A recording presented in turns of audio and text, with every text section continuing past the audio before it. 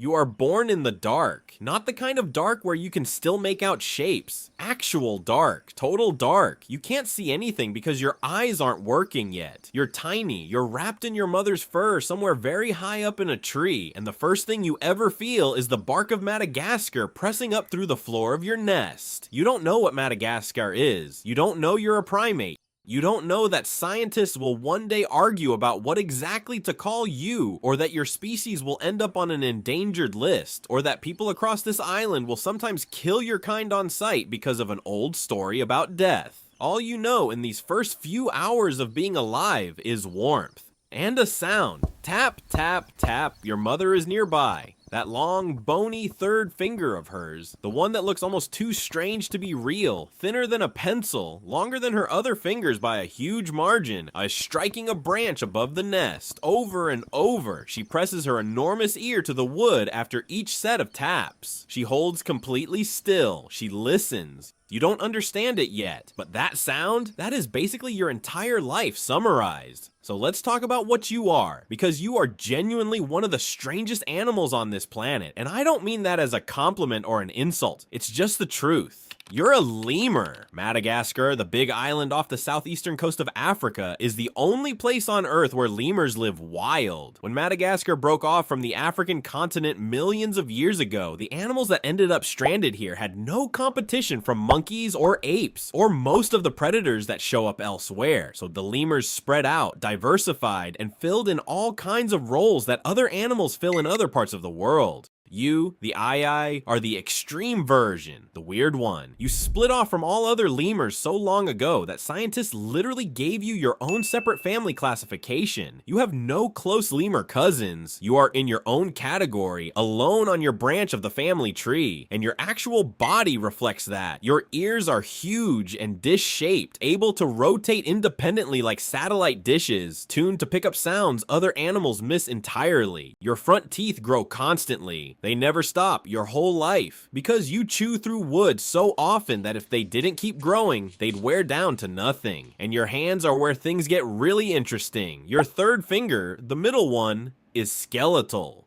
Freakishly long, so specialized for one single task that it's basically become a probe, a tool, a finger that is more like a piece of equipment than a body part. Oh, and you also have 6 fingers on each hand, a pseudo thumb, a small extra digit with real bone and real muscle that you evolved because your hand got so extreme trying to be a foraging tool that it lost the ability to grip branches properly. So your body built a patch, a fix, a tiny extra finger to compensate for the weird one. That right there, that is the eye in one sentence. A creature that solved a problem so hard that it created new problems just by solving the first one.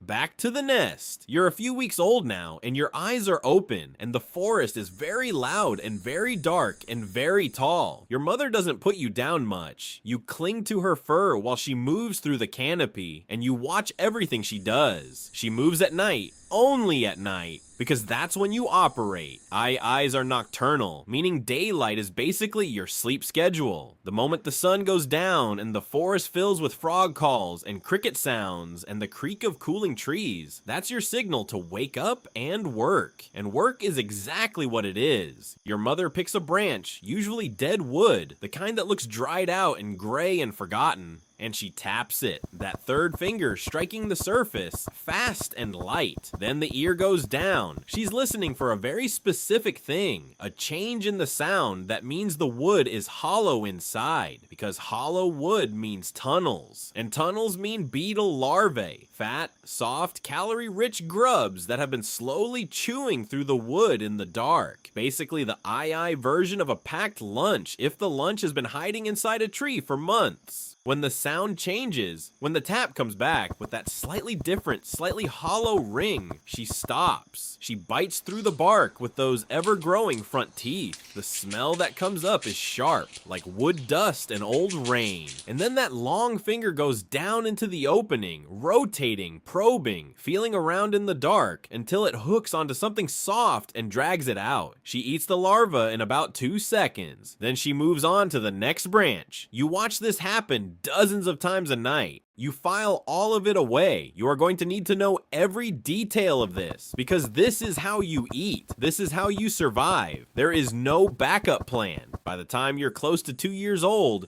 which is a long time to stay close to your mom, but it takes that long to really learn this skill. You start ranging on your own, and here is where you start to feel the weight of what you are. The deadwood you need is not everywhere. Good deadwood, the kind with the right tunnels and the right larvae inside, is patchy, scattered across a huge area. So you walk, you cover enormous distances every single night, tapping and listening and tapping and listening, and most of the time the sound comes back wrong, solid, empty, nothing useful here. Move on, tap somewhere else. Think about it this way. Imagine going to a grocery store where 9 out of every 10 aisles are completely empty, and the one aisle that has food is on the other side of a parking lot, and the parking lot is a forest canopy in the dark, and your hands are fragile. Because they are. Your hands are genuinely fragile. That third finger, the probe, the whole point of your existence is not built for the stress of climbing. Every time you descend a vertical trunk, which you have to do constantly because the forest is vertical, that finger takes impact it wasn't designed for. You've learned to curl it inward when you land, to shift your weight, to move in these compensating, careful ways that protect the one structure you absolutely cannot afford to lose. Because if that finger breaks, if it gets damaged badly enough, you cannot eat. The whole system falls apart. You are one bad landing away from a very serious problem.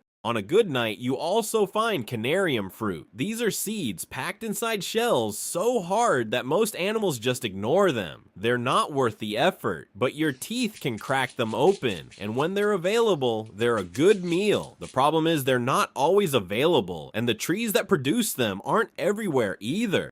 As your territory establishes itself, you start to understand the map of what this forest holds, where the good deadwood clusters are, where the canarium trees stand, where the edge of your range pushes up against another ai's range. You learn it the way you learn anything, by covering it night after night until the knowledge lives in your legs and your ears as much as in your brain. But the forest isn't staying still. At the edges, the places where trees thin out and give way to cleared land, the map keeps changing. Trees that were there last season are stumps now. Gaps in the canopy that didn't exist before let moonlight down to the ground. The cleared land smells different. Smoke and turned earth and something cooked. It smells like people. You avoid the edges when you can, but your territory is only so large, and it's not getting larger. One night, you're near the eastern edge of your range. The trees here are thinner than you'd like. Below you, through the last row of trunks, you can see lamplight swinging through the undergrowth. Voices, low, unhurried, the crunch of something moving through dry leaves. You go still. Here's the thing about eyes and people, and it's important. The reaction you get from humans on this island is not simple or uniform.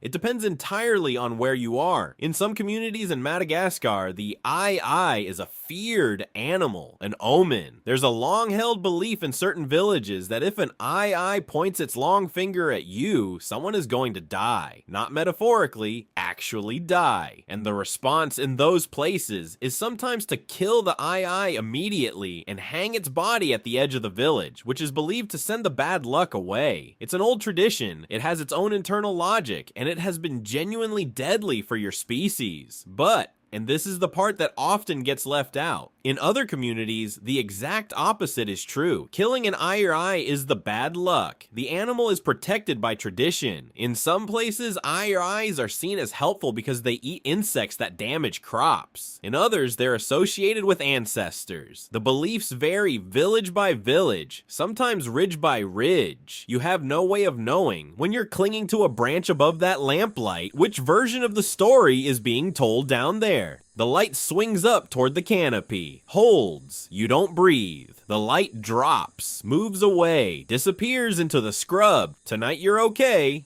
Years pass the way they pass for animals that live by routine. One long, unbroken series of nights, each one the same shape as the last. Wake at dusk, tap, listen, eat, move, tap again. Come back to the nest before dawn. You have offspring of your own now. A single infant, IAs almost always have just one at a time, which is another thing that makes population recovery so slow.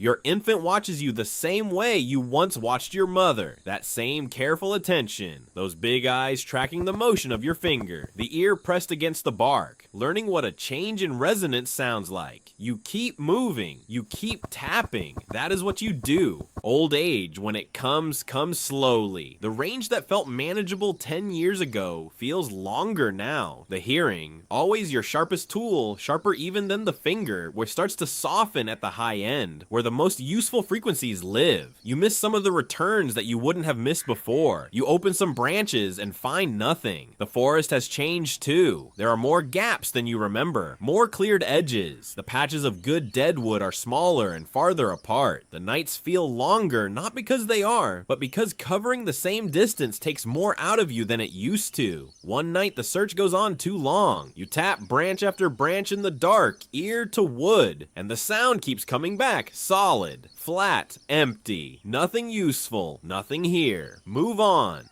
You come back to the nest before dawn with less than you needed. You sleep anyway, and from somewhere not far away, and somewhere in the part of your territory where your offspring now ranges alone, you can hear it, faint in the pre-dawn stillness. Tap, tap, tap. Then silence. Then the listening. The eye has done this for tens of millions of years. This specific, strange, demanding, fragile thing. Tapping on wood in the dark, reading the echo, surviving on what other animals can't reach. It took the entire isolated history of an island to build this animal. Every weird finger, every enormous ear, every tooth that never stops growing. And the forest that holds all of it keeps getting smaller. Tap, listen, keep going.